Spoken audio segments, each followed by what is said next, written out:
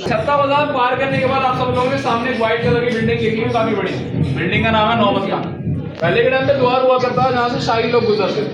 जब भी कोई शाही यहाँ से गुजरता था, ये सब लोग अपनी खिड़कियों पे खड़े होकर अपने ढोल नगाड़े शहनाइयाँ तबले और सितार बजाते थे और फूल बरसाए जाते थे शाही लोगों को उनका स्वागत के लिए। अब पहले के टाइम पे शाही लोगों के लिए संगीत बजाते थे, आज के टाइम पे आपके लिए बजाते स्टार्ट करी नहीं थी। जहाँ पे शाहजहां अपनी आम जनता से मिलते थे, उनको फैसले सुनाते थे। जब भी शाहजहां अपने सिंहासन पे बैठते थे, यहाँ से बैठ करके जो उनको नज़ारा दिखता था वही सेम नज़ारा उस बक्से के अंदर देख सकते थे। हाँ, ये सब आर्टिफिशियल है अब तो, 3D के उससे है।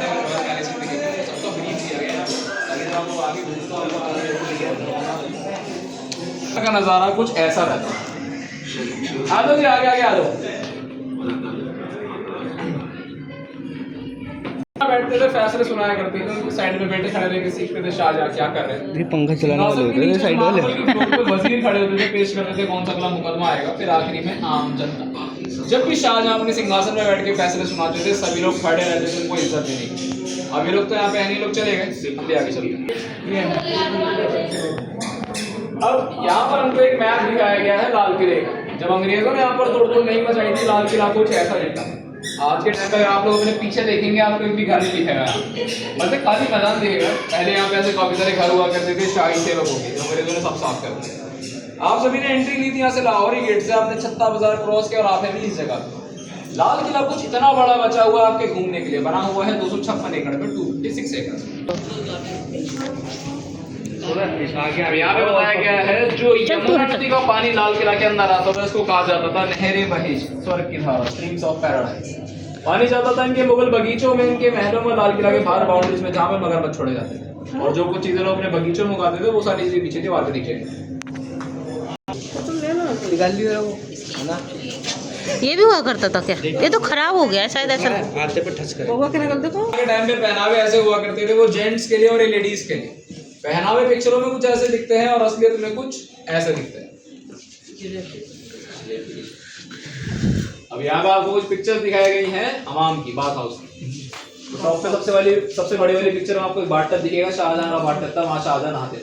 बाथटब के नीचे लेफ्ट हैंड साइड पे खाली जगह दिखेगी, उस जगह का नाम गर्म खाना। वहाँ पे लकड़ियाँ जलाई जाती थी ताकि पानी गर्म किया जा सके। सीधे आपकी तरफ आपको बीचों बीच एक मार्बल की टेबल दिख रही होगी। इस मार्बल की टेबल पे शाहजहां अपनी मसाज लेते थे, यहीं पे बैठ के शाहजहां हुक्का पीते थे और कॉफी एंजॉय करते थे। नहाने के बाद किस्म के थे अकब हमाम के ऊपर, इसके नीचे एक बर्तन में फूलों को उबाला जाता है ताकि परफ्यूम जैसी खुशबू की भाप पड़ जाए कपड़ों में, शरीर में चिपके। वही एक सेम खुशबू इसमें से भी आती है। मार्बल को स्मेल करके देखिए।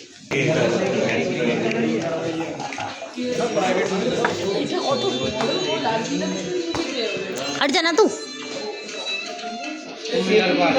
बहुत देर हो गई, महल तैयार नहीं करवाना है जो महल तैयार करवाऊंगी, रुक जा, टेंशन नहीं ले। मैंने आप सबको दीवाने आम के बारे में बताया था, जहाँ पे शाहजहां आम जनता को फैसले सुनाते थे। इस जगह का नाम है दीवाने खास, यहाँ पे खास जनता को फैसले सुनाए जाते हैं। आज के टाइम पे जब आप लोग दीवाने खास को देखेंगे, बीचों बीच बस एक मार्बल की टेबल दिखेगी आपको। पहले उस मार्बल की टेबल के ऊपर रखा जाता था मयूर सिंहासन, तख्ते दाऊद, जिसको इंग्लिश में पीकॉक थ्रोन भी कहते हैं। बना हुआ था 1200 किलो सोने, 1200 kg जो गोल्ड का बना था, और इसके ऊपर चढ़ा हुआ था कोहिनूर 191 कैरेट का हीरा, 191 कैरेट है। कुछ ऐसा नजारा रहता है दीवाने खास का शाहजहां के टाइम पे। जब अंग्रेज यहाँ पर आए, उन्होंने जगह को एक डाइनिंग हॉल बना दिया, यहाँ पे बैठ के खाना खाते थे। इसकी तस्वीर आपको पीछे दिख रही है।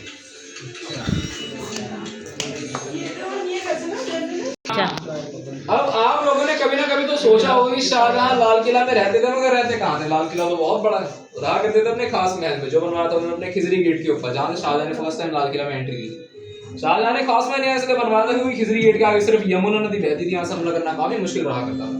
शाहजहां का निजी महल हुआ करता था, यहीं पे शाहजहां आराम फरमाते थे, यहीं पे शाहजहां प्रेयर करते थे, यहीं पे शाहजहां खाना खाया करते थे। और जो कुछ चीजें लोग खाने में खाते थे, नीचे मेन्यूज में लिखा हुआ।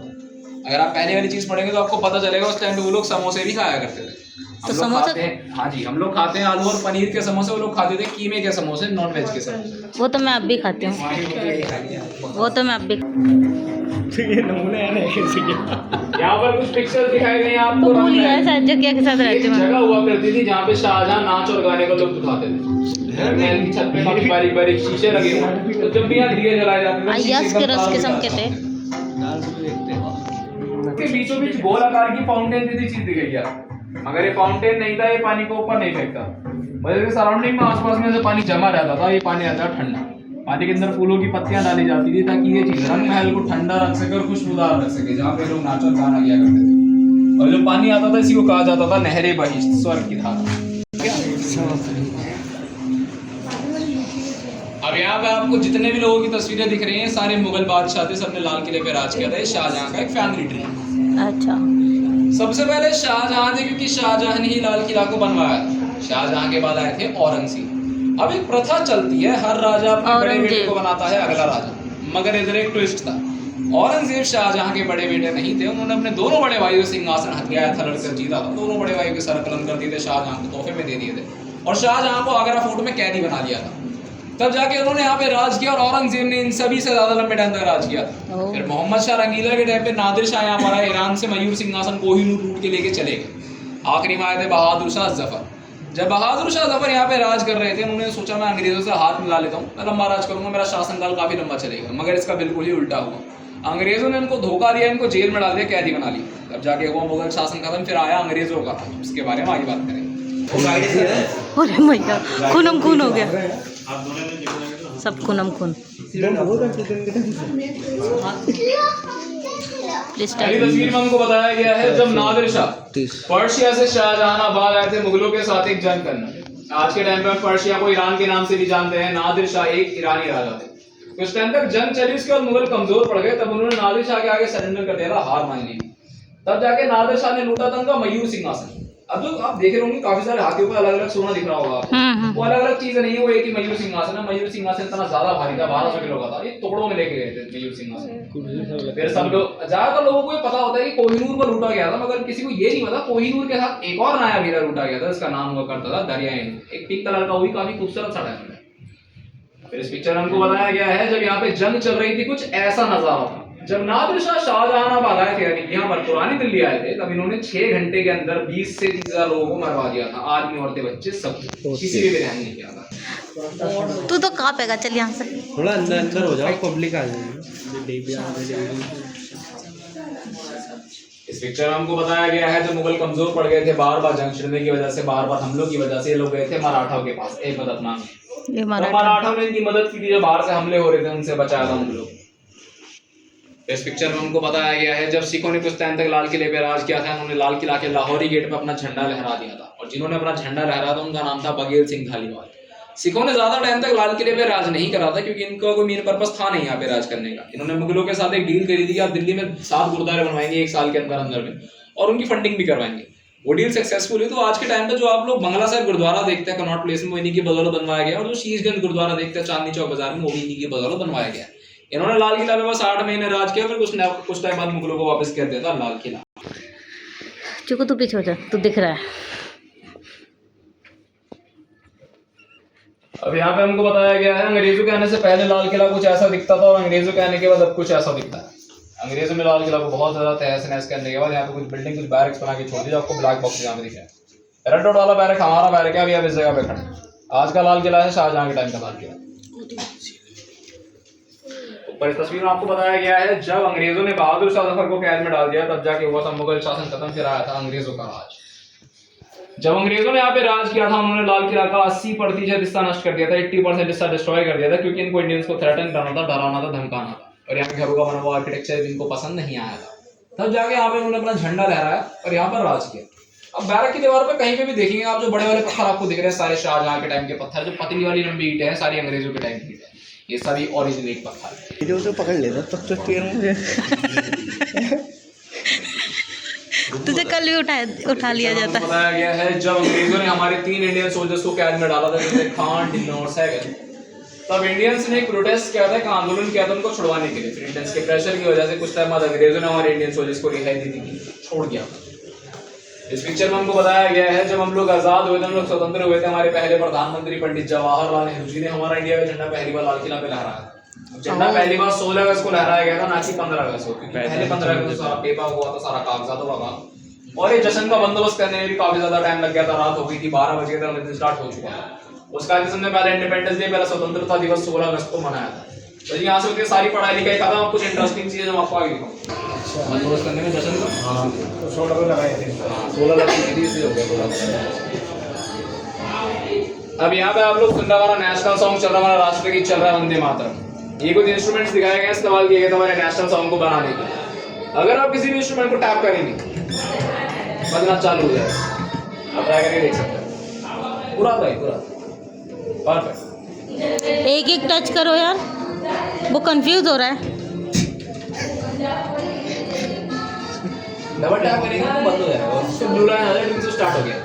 सितार बजा दी,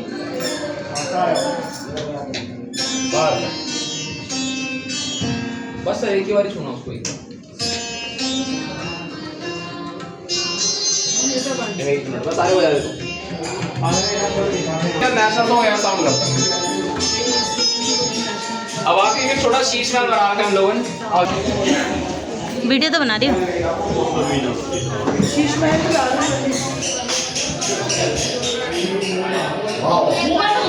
ये है सबसे अच्छी जगह, लिखाई पढ़ाई वेस्ट है। ए इधर देख, मैं कितनी छोटी दिख रही हूँ, तो बिल्कुल दिख ही नहीं रहा। आ जाओ अंदर आ जाओ। रिस्पेक्ट के लिए, उनकी इज्जत के लिए यहाँ पे लगा रहे हैं। तो जी देखिए आज के लिए बस इतना ही। आपका बहुत बहुत शुक्रिया यहाँ पे आने के लिए। दावत देगा ये, चलो दावत देगा।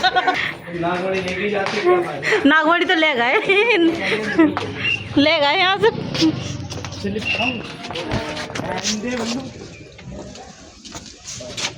पागल मिले जैसा ना मिला। बड़ा मजा आ रहा है। हाँ चल खींच दिया यार, ऐसी बातें कर रहा तू, दिख रहा है। डांस होने वाला है वो, इसमें ले जाके क्यों तू गिर जाएगा। काम हो जाने, एक जनसंख्या कम हो जाएगी हिंदुस्तान की। चीकू से बोलना था। चीकू चल रहे हैं बस। ए मेरी फोटो अच्छी आ रही है, देखिए चीकू।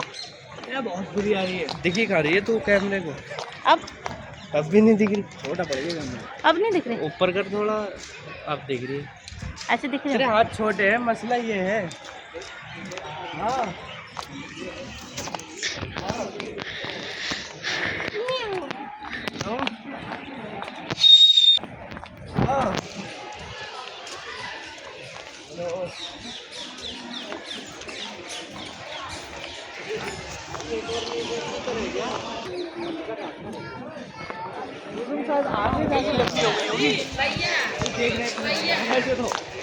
चीकू तू भी आ जा।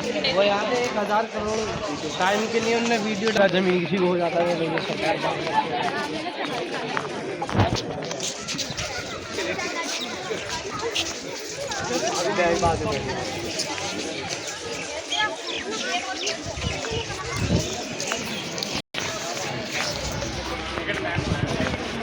चीकू तू भी आ रहा है।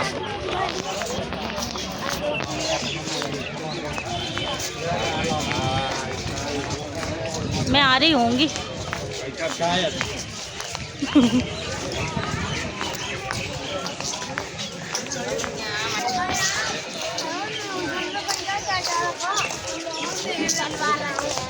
पानी अभी और चल रहा है ना।